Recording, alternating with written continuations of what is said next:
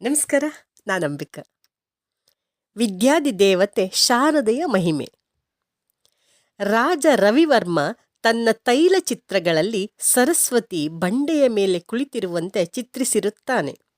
ಇದು ಏಕೆಂದರೆ ವಿದ್ಯೆ ಎಂಬುದು ಕಲ್ಲಿನ ಹಾಗೆ, ಕರಗದು, ಕದಲದು, ಸ್ಥಿರ ಮತ್ತು ನಿಶ್ಚಲ.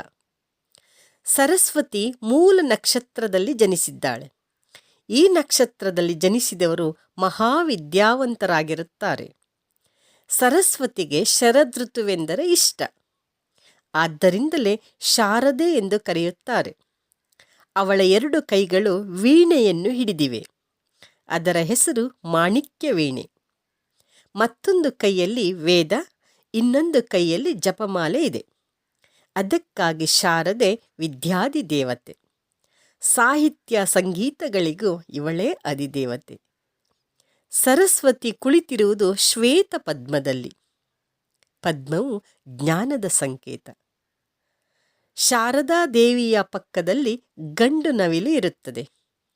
ನವಿಲು ಪರಮ ಪವಿತ್ರ ಪಕ್ಷಿ. ಗಂಡು ನವಿಲಿನ ಕಣ್ಣಲ್ಲಿ ಬರುವ ನೀರನ್ನು ಹೆಣ್ಣು ನವಿಲು ಕುಡಿದು ಮೊಟ್ಟೆಯನ್ನಿಡುತ್ತದೆ. ಶಾರದೆಯ ವಾಹನ ಹಂಸ. ಪಕ್ಷಿ ಜಾತಿಯಲ್ಲಿ ಹಂಸಕ್ಕಿರುವಷ್ಟು ವಿವೇಕ ಇನ್ಯಾವ ಪಕ್ಷಿಗೂ ಇಲ್ಲ.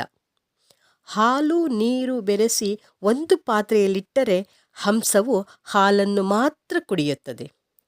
ಹಾಗೆಯೇ ವಿದ್ಯೆಯಿಂದ ವಿವೇಕ ಪ್ರಾಪ್ತಿಯಾಗುತ್ತದೆ. ವಂದನೆಗಳು.